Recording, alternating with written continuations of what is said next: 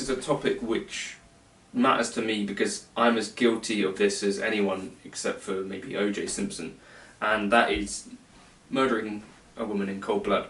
No, this is about using too much delay and reverb potentially. You know, this is obviously slightly subjective.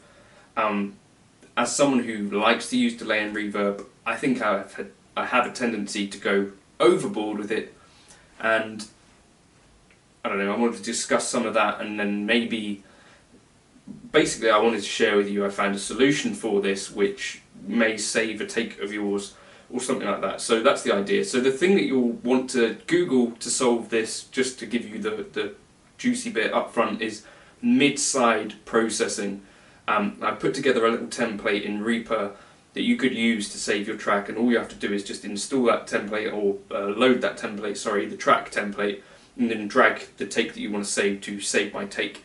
And basically what you're doing is taking your stereo piece of audio, and you're, instead of focusing on what's happening around it, you're focusing on what's happening in the middle. And this is especially useful if you, like me, use dual delays. So most of the stuff that I use a dual delay, so you get this like ping pong effect.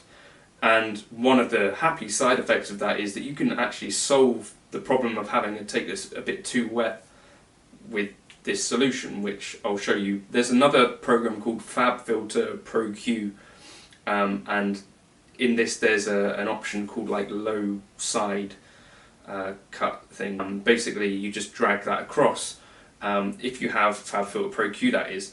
But so that's kind of the nugget of information I wanted to share just up front, because it's something that I think I'll be using in the future if there happens to be this issue. So like some of my presets, I've gone back through some of my older presets, and sometimes the delay mix would be set to 29, and I have a feeling now that's too much. The reason that I think we like delay and reverb is because essentially it's not that it masks mistakes or anything like that. I don't think that that's necessary. That's not the reason that I'm using it, but it is like a comfort thing.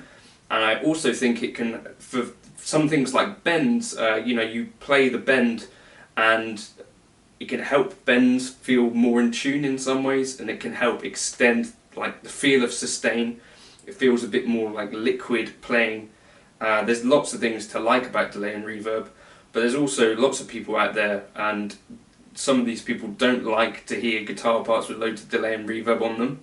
And you know, some people might say, can we have like a bit of a drier take of that? Or they might say, do you have to use that reverb? And the answer is, hopefully you can be a bit versatile. You know, this would be why you record a DI. But yeah, as I say, I think I've got a tendency to go overboard with this, and probably it's best to be safe with this stuff.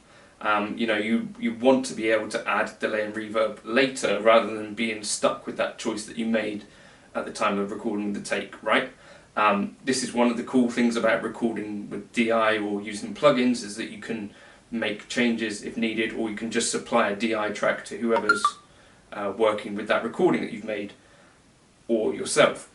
So, as I say, a general rule that I've now come to kind of look at my presets with, again, with fresh eyes, is that you probably don't want to let that delay mix, for me, with the dual delay, creep up above 25% if you've got it on a serial path. Obviously if it was on a parallel path, that would be like 50% is what that number is. That's with like a crystal clear dual delay. If you've got something with a bit of a high-end roll-off, like a tape delay, or you know, like a DM2 style delay, you could probably let that creep up a bit higher, because it's not going to be as present there. Similarly with the reverb, so this reverb mix, just got hit in the head by a guitar, I've got it at 22%, and I think listening back that's probably a little bit much, especially if you're going to be doing things live. You don't always necessarily want to have reverb on top of like big hall reverbs or the room reverb. Sometimes you might. I guess it's kind of up to you, and probably the sound man isn't really going to be listening to you as a guitarist anyway. You don't matter to most sound men. Anyway, so yeah, that mix, again, 20% is probably like the upper limit of where I'd aim to be. So that's kind of my general rule going forward. I'm going to try and do a few things where I just do a dry take. I'll put some stuff at the front and at the end.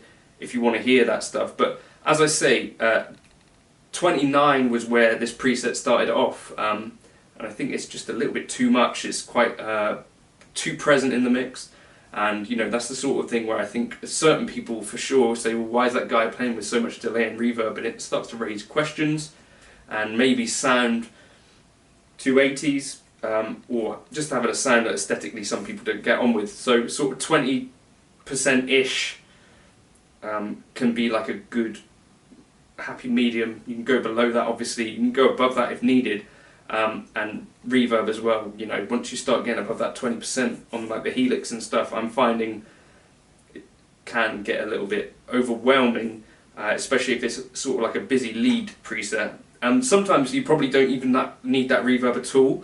So you listen to someone like Guthrie Govan, sometimes he can play with something completely dry. So this is also something like worth practicing. Can you play without delay and reverb? So I did a take completely dry. I've done a take with like the mid kind of point, and then I did one with the totally wet tone. Let me know if you think that either of those kind of you preferred, like playing wise, or did it really make a difference playing wise. I think in your head it feels like it's going to make a big difference, but when you actually, or for me, when I actually pick up the guitar, I don't feel like, oh, suddenly I can't play. If anything, without the delay and reverb, I think my timing gets a bit better, because you've got less distracting, so you're actually just listening to the key things that are in time on the track, and the delay repeats aren't like clouding the grid. I think that can kind of help. But yeah, as I say, that mid-side processing is what you want to look up. I found a helpful video for Reaper, which I'll link in the description, and I've got that Reaper track template if you happen to use it. FabFilter Pro Q again has this setting. Let me just check what it's called. Cut low side, and then you can sort of just drag the EQ across, so that you're essentially cutting out the side stuff that's not down the center. So just a couple of tips there. Try and use like a ping pong style delay or dual delay. Don't send your delay up the center, and then use stereo reverbs, and then you can have these tracks which are kind of salvageable, I think, or to a large extent salvageable, even if you do use that crazy wet take. So mid-side processing, check that out. Hopefully that's vaguely helpful to someone trying to give something which would have helped me in the past. It's helping me now even. I've literally just learned this today, and it's a really good way to solve that problem and save a track if you need to, where you've gone a little bit overboard with kind of stereo delays and stuff. You can say, actually, I don't think I needed any of that. I would have made some different choices, but I really like that take. Jesus. Hopefully that's helpful. Cheers.